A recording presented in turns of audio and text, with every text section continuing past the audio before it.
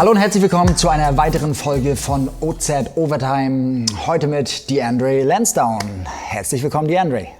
What's going on? DeAndre, congratulations on making it to the next round of the FIBA Europe Cup. You've been there before. Yep. Is that still something special for you?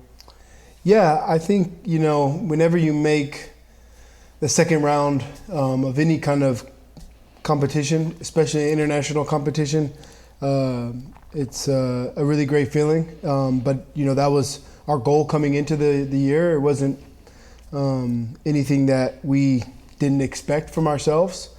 And, it's really even great that, we did it so early before even having to play the last game of the first round. And, it's just a reflection of the group of guys and the coaching staff and, what we believe in and what we see in ourselves. All right, where's the limit? What's next? Next one is, take this round the same way. Okay. Take every team as a team that's very good for one, but beatable for two. And we have expectations to go to the next round and go to the playoffs. All right. Well, let's rewind back a little, 30 years, 35 years if you want. You're born in Albuquerque, New Mexico, and went to college not far away, in Durango, Colorado. And you're not the typical player I usually have here because other players like left college 3-4 times, went to different college. You stayed the whole time in Durango, which is kind of a smaller college. Can you tell us something about the time you had growing up playing basketball? Did you always want to play basketball? It's so many questions. It's funny because a lot of people do ask me while I was growing up. I started playing basketball after I got adopted, about 6-ish, and I never, all the way even through college until maybe the end of college, did I ever think I want to play professional. Really? I think I lived life as a child just as a kid. Like I really just tried to have fun.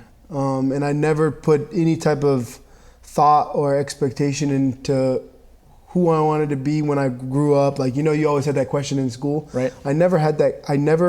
In my mind now, I never can remember what did I write down. I don't fully know, I never always wrote professional basketball player. I also grew up playing soccer until I was 16, 17 years old. So that was, and I really loved soccer. Sadly, playing both when I got older, it hurt me in both sports just because I wasn't spending the year focusing and developing in one. So when I did stop soccer that first year in basketball, I really took off. I grew a little bit more also, but I also spent way more time in the gym, weight training, and just playing basketball more, so I really got a lot better. Did you make the right decision? Yeah, obviously I think I made the right decision, but when it comes to money-wise, if I would have made it professionally in soccer, maybe a little bit more. Maybe a little bit more. But no, I think I made the right decision. That's part of the journey of what my life is, and I'm going to be blessed and thankful for whatever is where I'm at. Right. You said that you didn't know that you're going to become a professional player till the end of college. Yep. Even though you were all-time leader at the college, played. You said you improved your game. Why that late? I still think in college, and sadly, I wouldn't say that I'm the same person mentally today and through most of my career as I was in college. You were young. I was young. Yeah. Just a young kid who was talented in basketball, but I worked out. I got some extra reps, but I wouldn't say I was always in the gym, extra workouts, working hard. I was skipping going to the weight room, going to the training room to act like I had a little injury and was just hanging out there. I was kind of like a social butterfly. Gotcha. I enjoyed wanting to go out and as from 19 to 20, 21, 22 years old. I was not thinking always I need to spend all my time in the gym. And I wish I could have been a little bit more serious because I think it probably would have helped me. But also I think because of who I was and how I went about all that, it helped me be a lot more professional today. All right.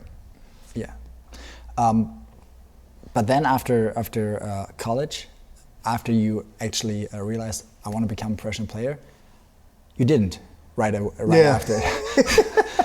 Well, the funny thing is, if anybody's heard the story, make it short, is I was approached by an agent, I think my sophomore year of college, who was watching a senior, and he had just said, I think you have an opportunity of maybe playing professional when you're down the road. You're really good for your age, and I'll keep an eye on you. And so, just kept playing and developing, and then senior year he approached me as well again, and then he was planning on signing me as his client at the end of my senior year going into that summer. And the day he was supposed to send me the contract, I never heard from him.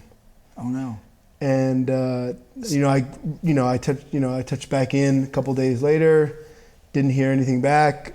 A couple days later, touched back in, didn't hear anything, and all of a sudden it's been a couple weeks and I haven't heard anything, and I was supposed to be receiving a client, right? But you build your future out. Yeah, exactly. And so I never got that, and that was the only guy who would ever approach me or talk to me about representation professionally. And so, have you ever talked to him again?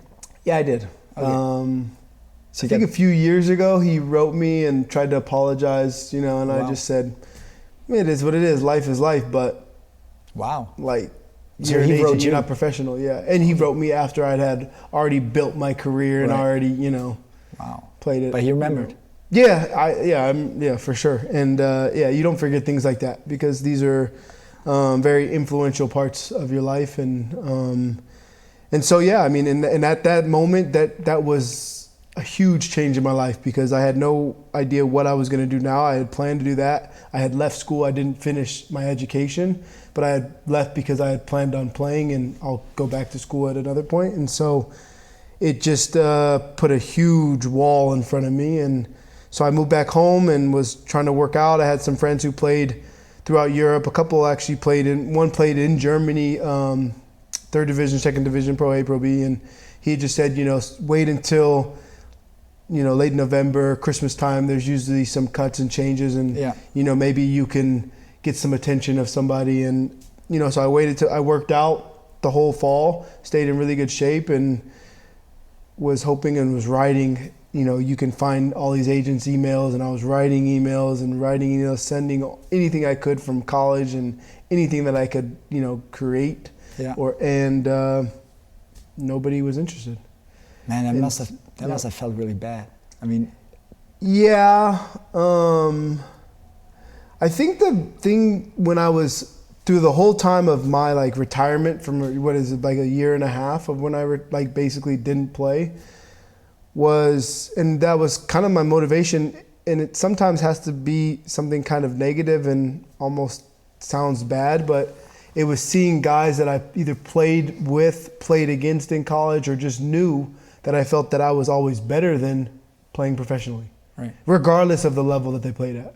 It was very hard for me to see people playing the game that I loved at the next level, and I was sitting at home. And, What made you not give up and keep on? Well, I did give up. I had to go, I needed to go back to school. I realized at some point, I was like, well, I guess this isn't my future. I'm just unlucky and I have to move on. And after so much time and seeing people like that and just kind of losing myself, losing identity, losing who I, kind of thought I kind of wanted to grow into. And that's just, the kind of person that I had beliefs in. And then also kind of having a rocky relationship with my mom. Mm.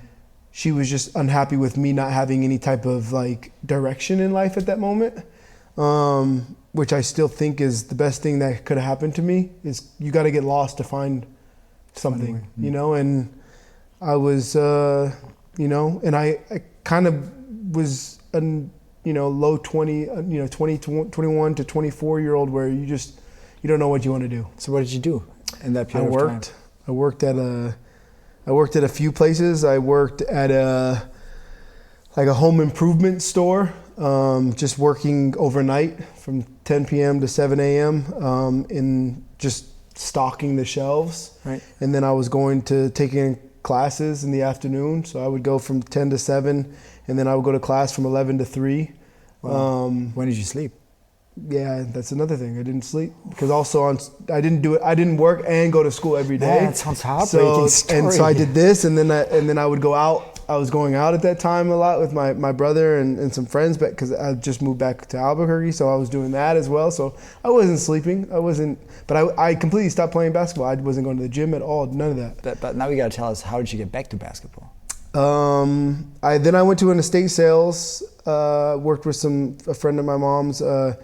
And that's where, people die, their whole house they have furniture and everything. So I was doing just a lot of moving furniture and stuff like that. And then kept you buff. Yeah, and that was the workout. And then I saw someone that I knew and I felt I was better, that had a good job playing basketball, and it finally broke the back. It finally just, something hit me. And so I went and I had to sit down with my parents. I said, look, I apologize for who I've been for the last year. I'm not happy. I was kind of in a depressed state.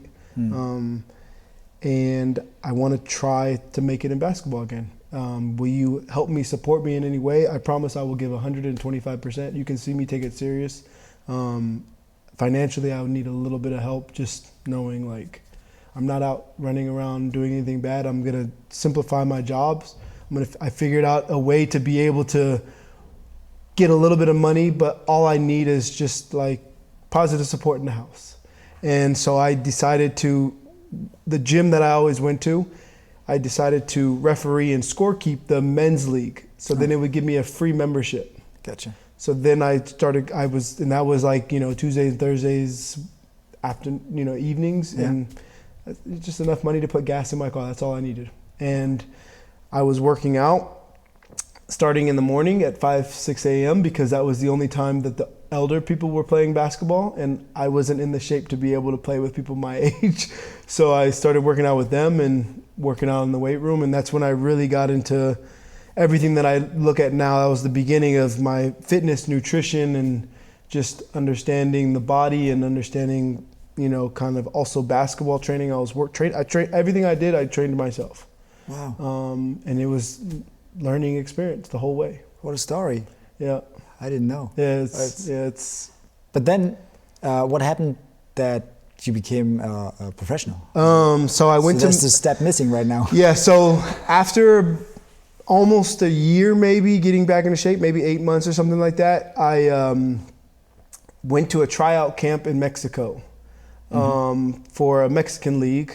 And it was with an agent that I had signed with, who I knew, but he was an up and come. He was just started being an agent as well, so it couldn't hurt him. And so he signed me as a client and had me go to this tryout camp, and he was obviously gonna try to help me at that camp. And I played okay, and I didn't play great. I wasn't the leading scorer, but team picked me in that camp. They basically had a draft at the end, right. And everybody who got drafted by these 6 or 8 teams were gonna play for that team in the league that coming season. So first professional contract. I got sadly it wasn't a real contract yet. So I got picked by that team, and I thought then I was gonna have a contract. Then they asked me, and this was in the fall, and they asked me to go play in a Christmas tournament. So I went and played in this Christmas tournament down in Juarez, Mexico, with a couple guys who were going to be on the team or were on the team last year, but it was just 6 or 7 of us. Yeah. And I was the only American playing in the whole tournament. So it was another tryout. Right. And I ended up winning MVP, averaged 35, 40 points a game. I played really, really well. Then I thought, that's it. I got it. Yeah. I go to preseason there, which is at the beginning of the year. Yeah. I spend New Year's at home, and then I go to preseason on the 3rd of January.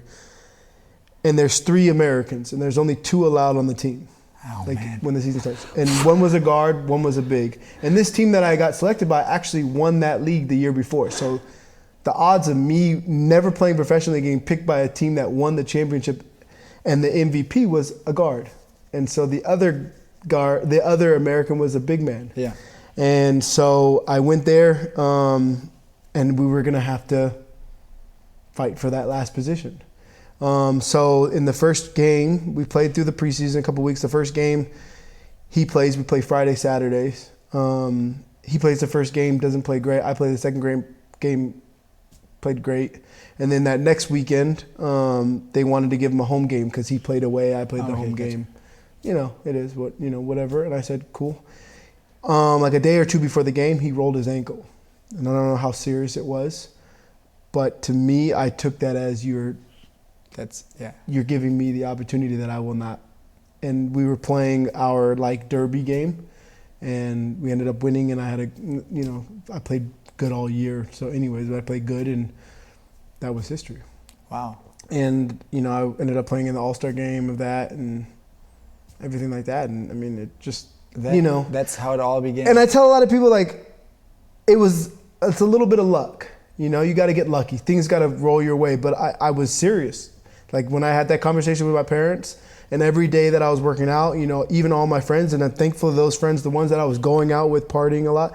I was still going out from time to time, but I wasn't drinking. I drove them. And they never pressured me into doing type of anything. They understood that what I was trying to do. Good and friends. They always supported it. Yeah. And I love that, and that's the kind of, I got lucky that I had a group of friends that supported me in that. My parents, they supported me in that. I got lucky because I got picked by that team. And the reason that team picked me was because they said, you were the only guy out there that we felt was playing the game of basketball and not just selfishly trying to score the basketball to get picked. You were actually trying to play the right way. That's a compliment on your game style. And exactly. And so, and I took that phrase, and I've always really lived by, the team over me, and how can I help a team win in any type of aspect. Wow. So then your journey began.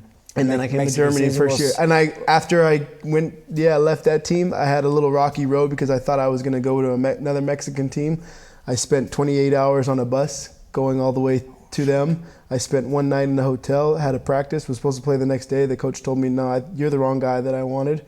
Sent me back home. No way. And I spent 28 hours back on the bus going back home and you getting my stuff so from pissed. the other team. And I went home. But yeah, I was pissed because it was another opportunity. I was taking another step to try to get another opportunity to try to get to Europe. Right. And it was taken away from me. But sometimes bad things happen because something better is coming. And literally after I spent almost 2 days traveling all the way back home, 2 days later after I got home, I had a buddy who signed in Höhen and said they needed another American, a guard. Do you have a resume? Do you have anything? And I sent the team all that stuff, and a day later they wanted to sign me. Wow, that's Pro B. Yep, and I went to That's Pro how B. That's how we got over to Germany. That's how I got to. Yeah, I had a buddy who was playing Regionalliga 1, and then he signed to Höhen Pro B, and if they wanted a guard, they asked him if he knew anyone, and he thought of me. Wow. So you went over to Germany. Hertha Löwen was your first overseas team. You averaged 22 points in your first season. Yeah. And then from Pro B went to Pro A to Bundesliga. Yeah. How did that feel? Did you feel I'm finally here? I made it? No. You didn't? Okay. I don't. And Pro B? I think the first time that I finally felt like maybe I finally made it was when I played in Italy after my first Euro Cup game. Okay. Wow.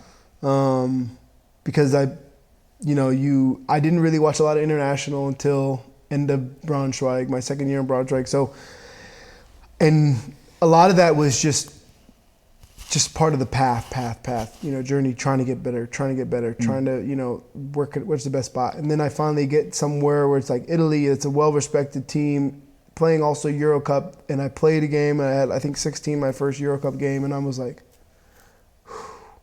cool. Let's get back to when you came over to Germany. Your first season, Hertha Löwen, like I said, 22 points. Did you become MVP that season? Not in the league, but through I forgot what the site is, but I was like imported. You got voted some, yeah. Imported, yeah. But the team went down. Moved down. Yeah. That was very tough. Isn't that kind of weird? That was very tough. You get voted somewhere for the best player in the league, but your team went down. That was tough. It was a great learning experience. Yeah. When you're having such a good statistical year, but your team isn't winning, it really didn't make me happy. Right. Even though I was voted all these things, I never felt happy because we were losing. It's still a team sport. And in my mind, always, like, no matter what your stats are, if you're on a losing team, it doesn't mean anything. Yeah. And not winning a game mostly in the new year, and then going into the playdowns and couldn't win a game in the playdowns. Plus, we were kind of shorthanded by the end of the year, injuries and whatnot. It was even tougher. But it was, part of my journey, and it was I take that as a learning experience, and I moved forward with it, and I'm thankful that I was still got an opportunity to even go to Pro A with the Towers. Yeah. How did that happen? So they just got a call. My agent, had said these guys are interested in you. They'd like to bring you to Hamburg and do a workout. And so right when the season ended, I took a train up to Hamburg and did a workout, and then took a train back. Wow. No all bus, on the same day. 28 hours. It was a lot. It was still hours on the train, but I went and did a workout, and the coach was just having me do a lot of athletic stuff, trying to dunk, and then I got back ate lunch and got back on the train and left. You had a serious ankle injury during your time in Hamburg. Yeah. How did you rebuild your confidence and rhythm after setbacks in general? How did you do that?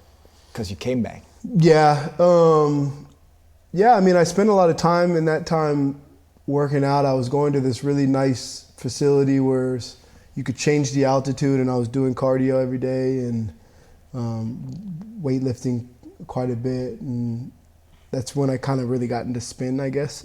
Okay. But just I really think it was the guys and the team that I was with and the coaches that when I got healthy again, it was just such a positive environment, and always kind of trying to bring the best out of each teammate that allowed me to just kind of come back from that little injury without taking a step back.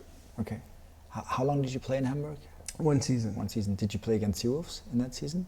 Was it the No, same? I played against the Seawolves when I was in Höhen. Oh, in Höhen. Pro B. Came Pro all B the way teams. up here. Oh, Yep. wow. Was it Stadthalle? Was it Yep. the arena? Was it already? Yep. Oh, okay. It looked different now, right? A little bit different, yeah. A little bit different. So but it was, I'm pretty sure it was Stadthalle. Okay. Because I don't know when, I think 2015, 2016, they switched the arenas. They went from where the Pro B plays now. Yeah, I think it was Stadthalle, yeah, okay. I'm pretty sure. Cool.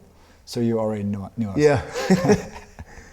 All right, from Hamburg, you switched teams again and went to Braunschweig. Yep. And that was your first season in the first division in Germany as a starter. Yep.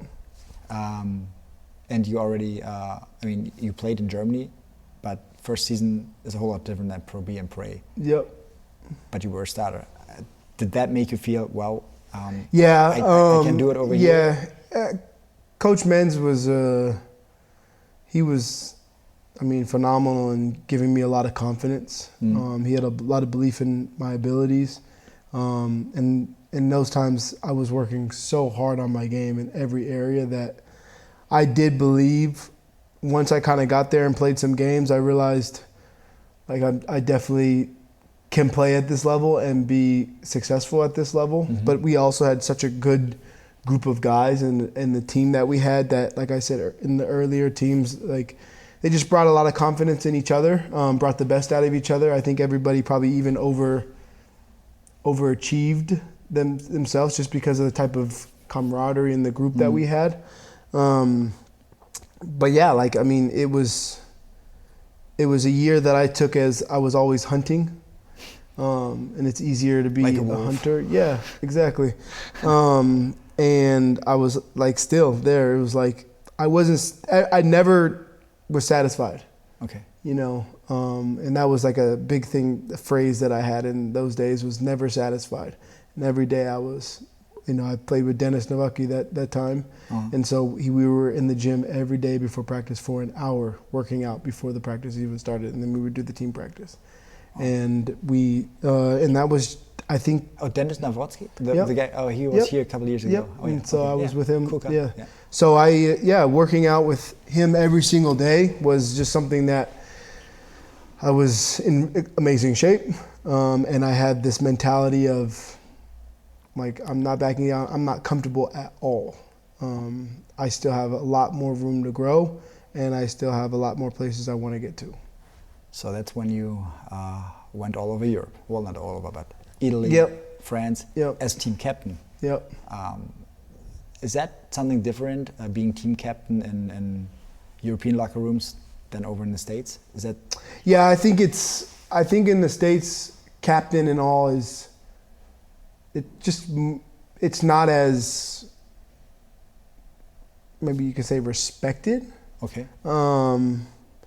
Here in Europe, you know, people look at the captain as your leader, right, on and off the floor, and I think that's, especially from the outside, that's also really looked at, because I think soccer brings that kind of mentality. Sure. So yeah, I think you know that it's an honor always to be considered, you know, to be nominated as a captain. But at the same time, I'm going to be who I am, and I believe I've always been, in my pro career, some kind of leader. If it's lead by example or verbally or by emotion. Yeah, exactly. And I'm a calm guy on the court. I'm not too fiery. Yeah, I'm not too fiery. I remember the first game I saw you. I was in Berlin. I think it was a playoff game, Berlin against Chemnitz, a couple of years ago. And I saw you on the field. I'm like, man, that guy's a pit bull. But like I said, leading by example, by how I've just played. Not always needing to yell and cuss your teammates out. That's just not who I am as a person.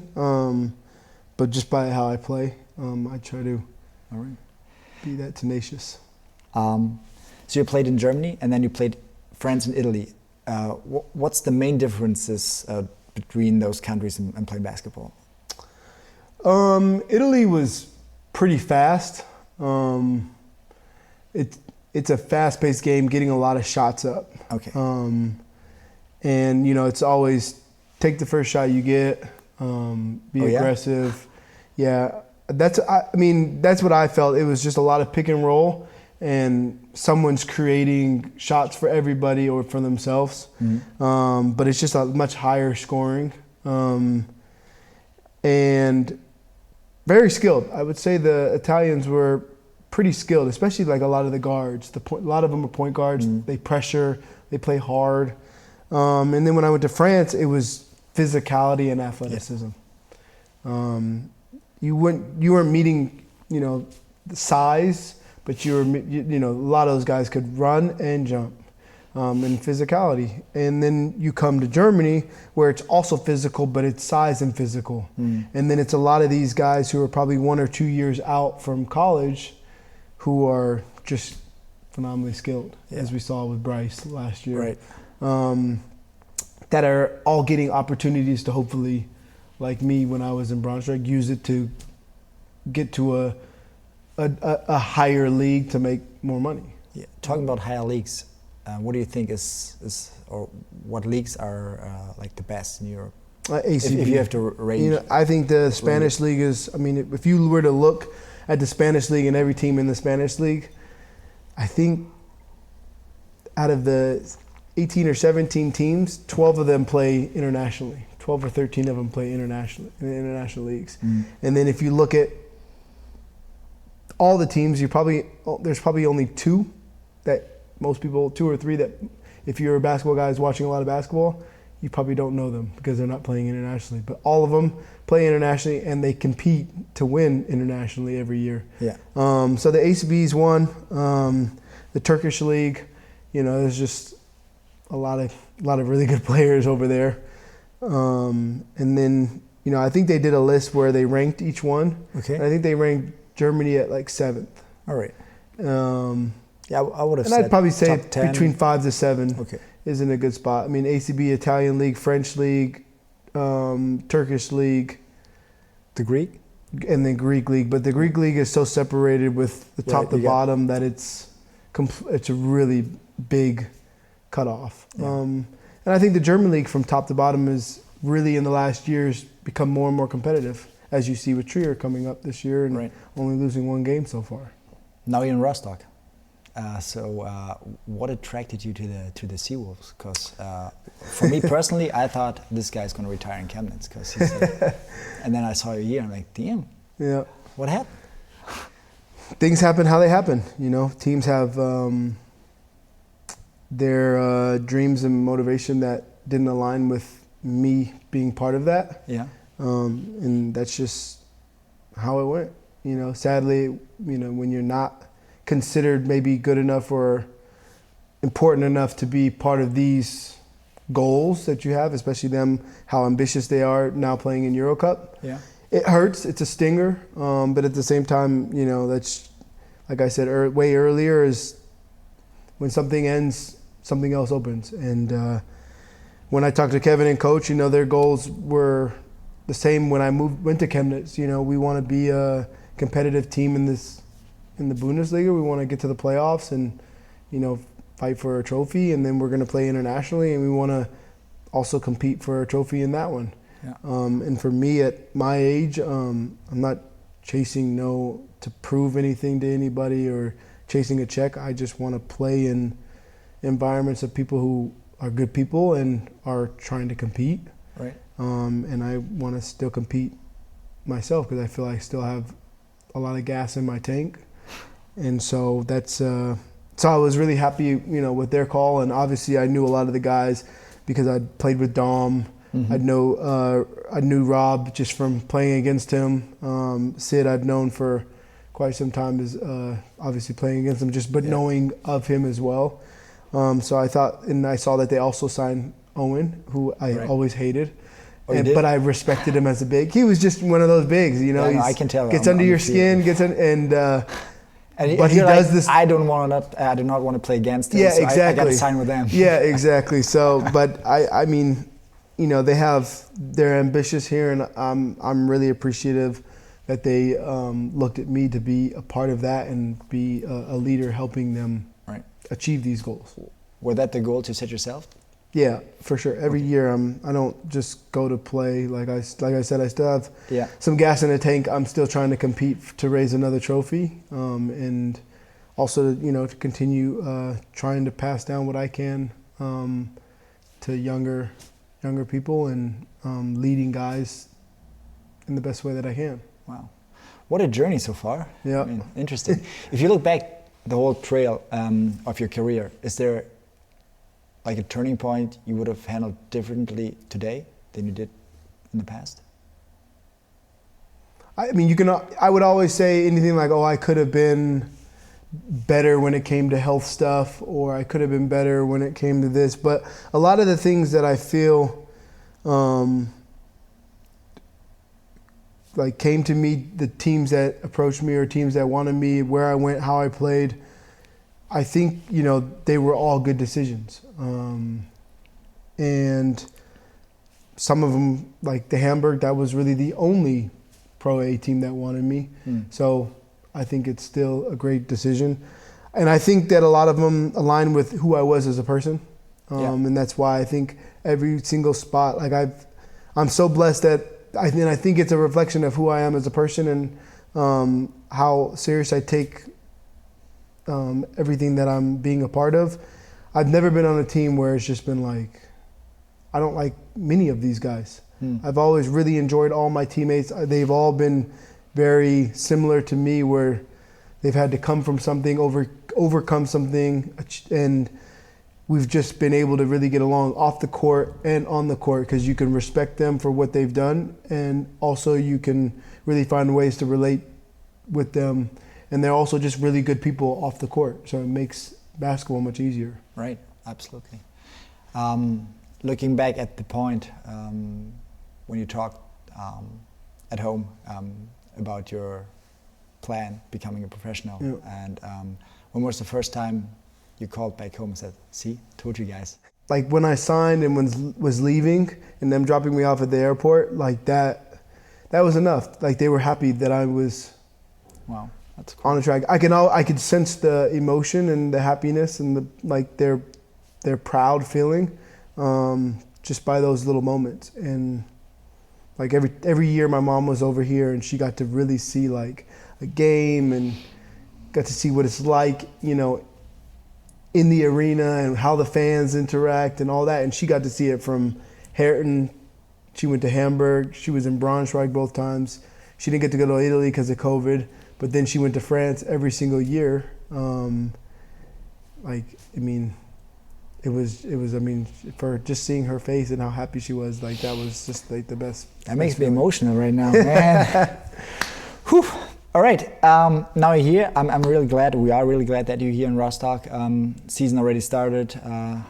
We had 2 home games. Next home games, or 2 league home games. Next home games are, right at the door. We're playing Fechter. Next BBL game, like I said, second round. For Europe Cup is already in the books. What are your goals for this season? What do you want? What do you want to? Where's the limit? What do you want to reach? My goal is, I think the best is, and I think it's a challenge, especially in this league, is top 4 in the BBL. Okay. Just being able to host and have home court advantage, but that 4 through 10 is always 1 or 2 game difference. I think you guys dealt with it last year. Was crazy. Yeah, we ended up losing the last game, but because someone else or 2 other people lost, we ended up securing 4th on the last game day.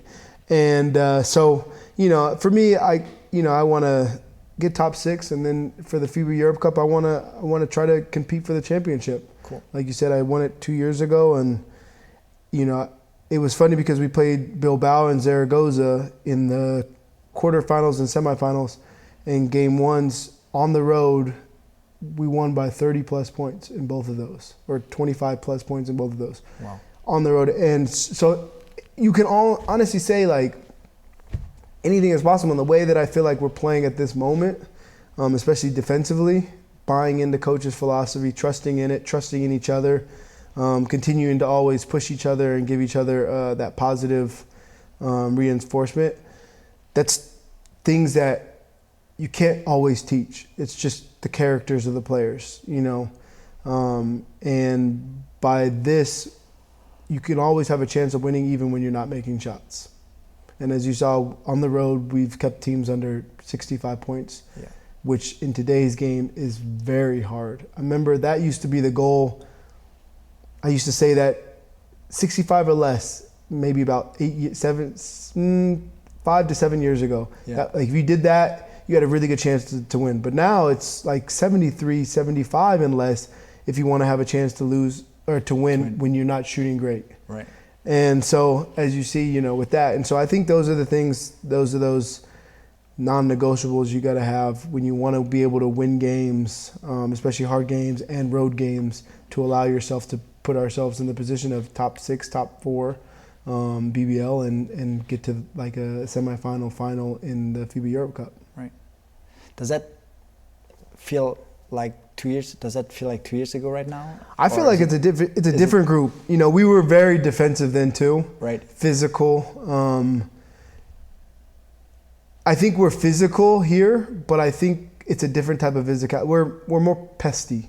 Like the way that with coaches' philosophy, we're chasing everything, trying to force people into a lot of uncomfortable shots. When I was in Chemnitz, it's just about you, me, the basket. You're not getting past me. Okay, gotcha. And that was it. And always picking up, wearing point guards out where by the 4th quarter, they don't want to bring the ball up anymore because, they got Dom Lockhart now. He's, got 2 fouls, only got fouls to give, and he's still fresh because we were subbing in and out. And what do you do?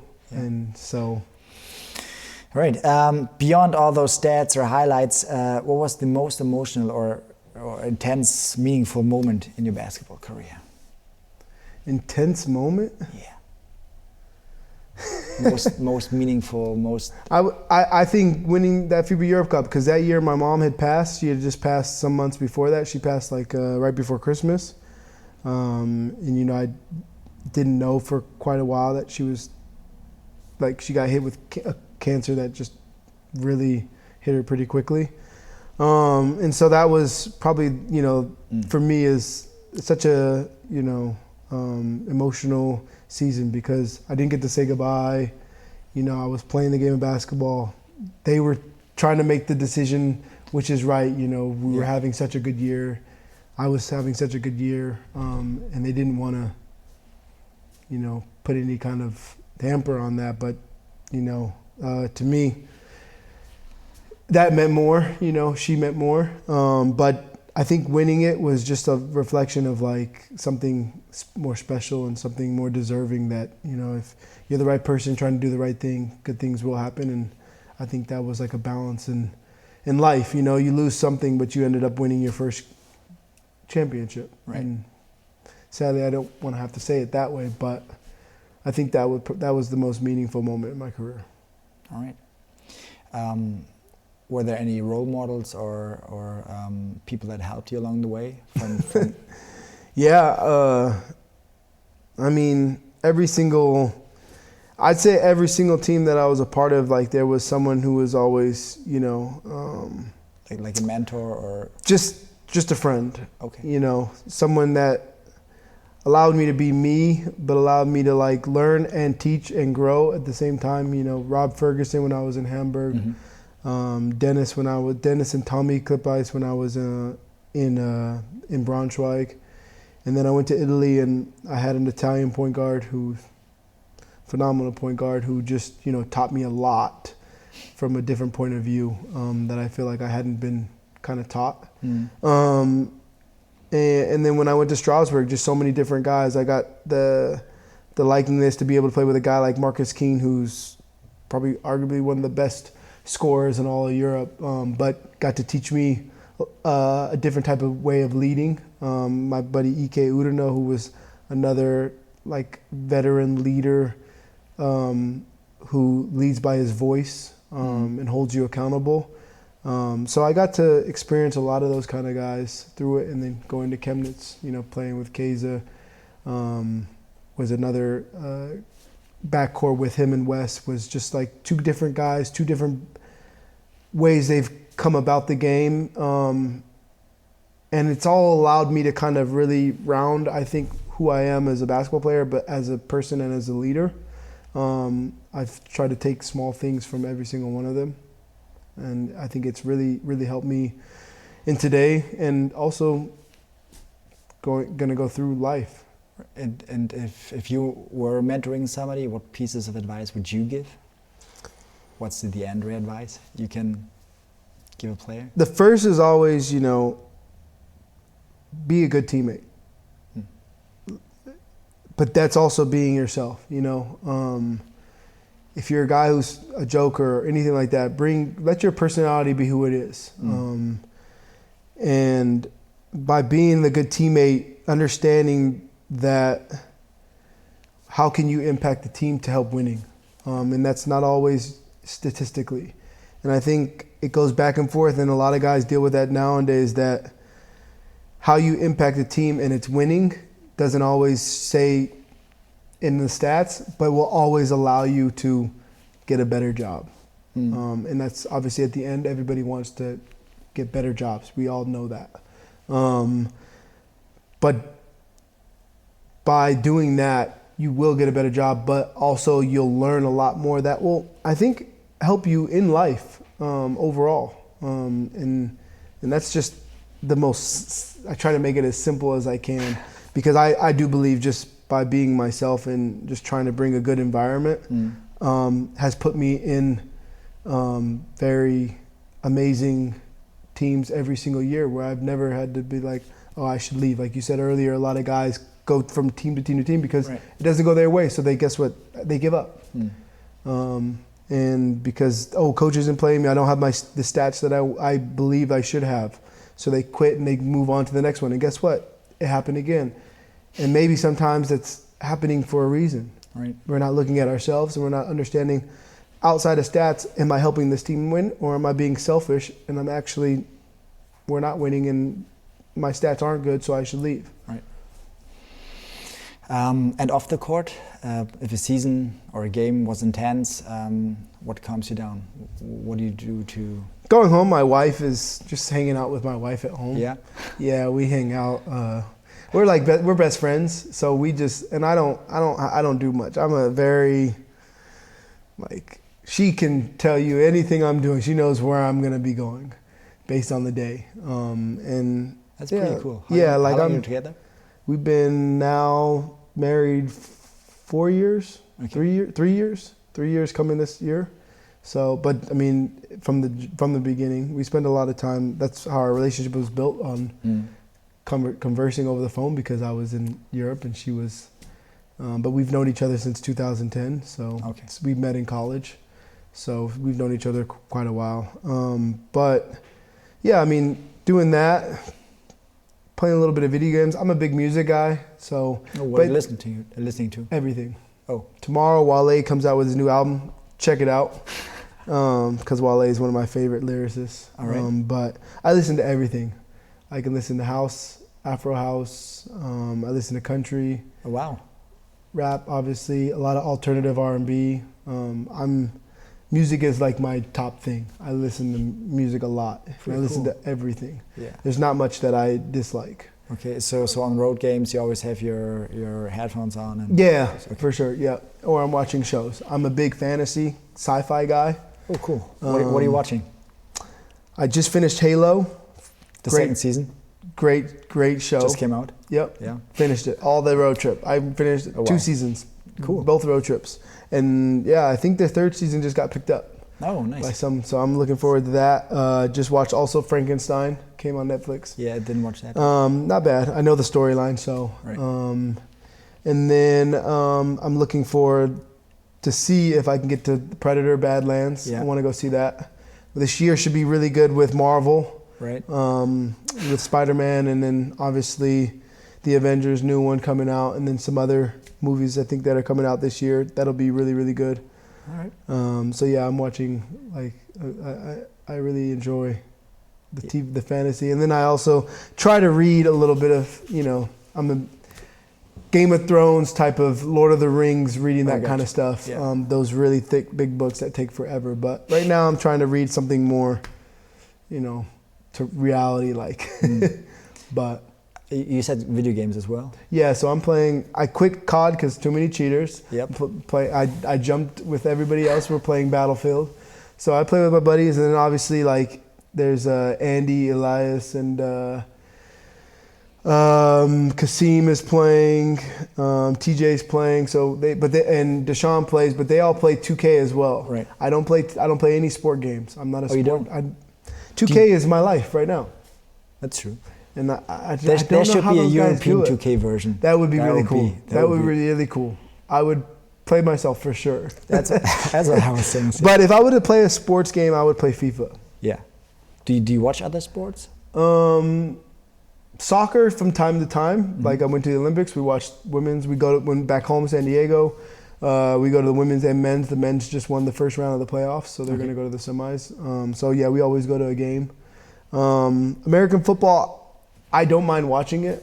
I'm not like rushing to go watch it. I do. But I watch basketball every day. I mean, there's games every single night of the week. Yeah. So from NBA to EuroLeague to NBA, I watch just the highlights the next morning. I don't really watch much of that unless it might be on TV, like on a Sunday early. Just game. like my colleague Toby, he just watches the highlight on lunch breaks. Yeah, I'm just watching the highlights. And but yeah, I mean EuroLeague, all international leagues. I watch every Monday. I'm watching the Spanish league highlights, the Turkish league highlights, Russian league highlights. Wow. Yeah, so But you probably know people from every team. Yeah, somehow. I do know, but I'm getting to the point where I'm knowing less and less and less because of. So that's how I kind of stay up to date with. Well, that's the point. It's actually the last question I have right here. Looking ahead, what do you see yourself after the basketball? Do you want to stay in basketball? Do you have a plan already? Yeah, you do. Well, not necessarily. I mean, I don't have a plan, and my ultimate goal would be like to have my own strength and conditioning and skill development gym. Oh, wow. I'd like to have a warehouse with like 2 full courts, at least 1 full court, maybe 4 baskets, and then a good strength and conditioning, because I feel like, to me, for what I've viewed and how I've felt for myself, the bridge between skill development and strength and conditioning, especially for players in the off season, they're always going to 2 different guys, and those guys don't communicate. And then when you're in the season, you're working with a strength and conditioning coach who's working with coach based on your load, based on what you need at the time of the week, of the time of the season. Right. And I feel that if I can bring that bridge and bring these 2 worlds together, where you have strength and conditioning, working with skill development, based on how you move and where you have problems and don't. You have problems on movements that you can't do in the weight room, you're not going to be able to do them on the court, and so on and so forth. So I'd like to bring that world into one gym. And I would love to see if that could be something that really allows players to get over a hump, to really be able to get much better. Because but that basically happens in off season, right? So it would be an off season, and then you're also working with the high school kids. Oh yeah. You know, depending on what they're doing with, if they have their own weight training program. But also then you would, if you're working skill development with high school kids around the city of San Diego, you would be in contact with their strength and conditioning coach. Okay, what kind of phase are they in? What kind of weight training are they doing in? What lifts is he having problems in that maybe we can, or, you know, based on the day. I mean, I think that's something that will maybe in time go, or it's being skipped, because I feel like there's a lot of guys who are in the position you were like 15 years ago. Yeah, and it's always developing. It's always like, okay, what's the next thing? And I feel like that's the next thing. I feel like it's also an area where there's not a lot of guys doing it.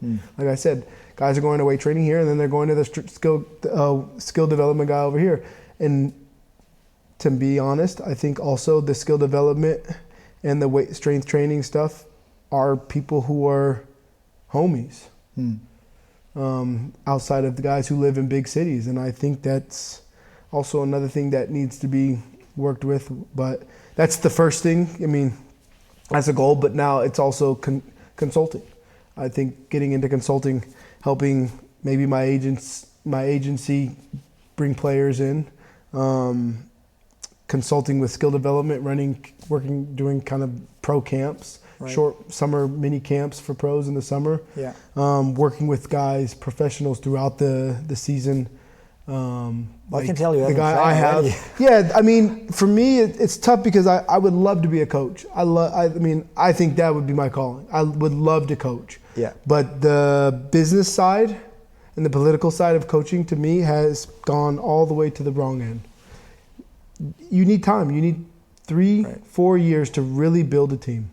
Especially in college, you need a freshman class to go all the way to be seniors. But now with the NIL and all the transfer portal, guys don't get this, they quit. And so I think the way that where it is coaching, and I've dealt with the stress of performance-based, like a performance job, the stress is just as high every single day. And I'd rather live with less stress and giving all I can to helping people get to the stress. Fair enough. Than dealing with it, even though that for me I think would be probably the best thing I ever could do. But also I've known guys who were coaching in college and it's been 8 years and they've been with 6 different colleges. I mean, how can you have a family that way? How can you, it's just, you're moving and you got to find new people, new places, new friends, and places to eat. Over and over again. And that must be exhausting. I would like to, at least for a little while, have a home base. Yeah. And I just talked to my buddy Ike Udano, who's video coordinator with Grizzlies with Thomas, and you know he's just saying, yeah, great opportunity. You know, this is so cool. I've learned so much and this and that. And I said, and he's traveling. They're going to game here, game there in the league. You know, they have so many games and they're on the road all the time. Berlin in January. Huh? Going to Berlin in January. Yeah, exactly. Yeah. And his wife is in Milan. And for me, like, I want to at least have the beginning of my retirement to golf quite a bit, figure out exactly what area I would like to get into, and then just spend a lot of time with my wife, because we don't really plan on having kids at the moment. So we really like traveling for us and just kind of being free birds is like top of my list. And and I think that's just who I was. Remember, I didn't know if I wanted to be a pro, and I didn't know a lot of things, and I understand that I am personable, and I know that if I went anywhere in the sports industry in the most humble way, I know I could be just fine, because I know my skill sets are at the top. Right. But where do I want to go? I don't know. I'm going to let life take me there. You have some you have time left. You have another season in Rostock. So and that's why I don't over focus on it, because I'm invested in where I'm at right now. Cool. You know. Cool. I actually got some questions at the end. quick hands, quick answers, just like 1 or 2 words if you're ready, if you're ready for Okay, it. I mean, yeah. I know 1 or 2 words are not your kind of answer, but Yeah. let's try it out. I'll be as good as I can. All right, let's do it. Morning person or night owl? Morning. Morning. First thing you do after a big win? Kiss my wife. Kiss your wife. Guilty pleasure snack on road trips? Oh my God. On the road trips? Yep. I wouldn't say we do it after. My wife always bakes me a sweet treat for when we come home from road trip games. Okay. So I would say it's this, whatever it is that she makes. All right. Who's the toughest defender you've ever faced? Probably Dom Lockhart. Oh, really? And I've been going against him since I was in Pro B. Oof. He was in Oldenburg. And Yeah. I saw him and I thought, this is a Pro B guy? That's crazy. Yep. Yeah, Dom. I think Dom is probably. And you played him every league. Yeah. That's why you went to Italy and France, right? Yeah, just to get away. One song that always gets you hyped before a game. Do Not Disturb by Drake. All right. Favorite city you've lived in or played for so far? Strasbourg. Okay. Dunk or Don't think that I have any problems with Rostock. I don't. It's a nice city. Dunk or buzzer beater 3, which feels better? Buzzer beater 3, you won. Dunk, you can lose. But is a dunk a game-winning dunk? You could be down 30 and dunk on somebody. It's not the same. I know. Yep. Buzzer beater 3, but I definitely do like dunking. Yeah, I know. And you still can. I Yeah. mean, good. If you could challenge any player in the world to a one-on-one, who would it be? LeBron James. Yep. Who's going to win? LeBron James. If basketball disappears tomorrow, what's the first thing you do? I walk right over to the golf course and I spend hours practicing. All right, that's it. Well, thank you very much, DeAndre. Thanks. That was quite interesting. Really enjoyed it having you here today. Thanks, appreciate it. Ja, danke auch an euch fürs Zuschauen. Es war jetzt doch länger als eine halbe Stunde, aber es war sehr interessant. Ich hoffe, ihr habt es genauso genossen wie ich und schaltet auch das nächste Mal wieder ein, wenn es heißt OZ Overtime. Danke, bis bald. Ciao. Ciao.